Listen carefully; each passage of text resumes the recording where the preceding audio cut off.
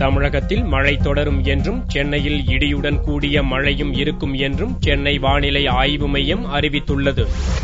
சென்னை நகரில் திங்கட்கிழமை இரவு பெய்த கனமழை காரணமாக பொதுமக்களின் இயல்பு வாழ்க்கை பெரிதும் பாதிப்படைந்துள்ளது. காற்றழுத்த தாழ்வு நிலை ஒரிசா கடற்கரை பகுதியிலிருந்து ஆந்திர கடற்கரை ஓரம் மற்றும் தென் தமிழகம் வரை பரவியிருந்த காரணத்தால் பரவலாக மழை பெய்துள்ளதாக வானிலை ஆய்வு மையம் தெரிவித்துள்ளது.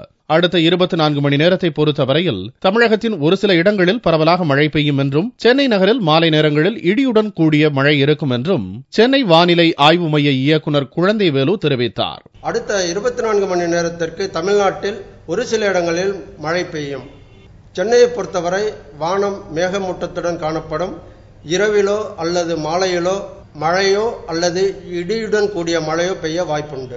கடந்த 24 மணி நேரத்தை பொறுத்தவரையில் அதிகபட்சமாக சென்னை அண்ணா பல்கலைக்கழகத்தில் 11 சென்டிமீட்டரும், ஸ்ரீபெரும்புதூரில் 9 சென்டிமீட்டரும், குடியாத்தம், செம்பரப்பாக்கம் உள்ளிட்ட பகுதிகளில் 8 சென்டிமீட்டரும் மழை பதிவாகியுள்ளதாக வானிலை ஆய்வு மையம் தெரிவித்துள்ளது.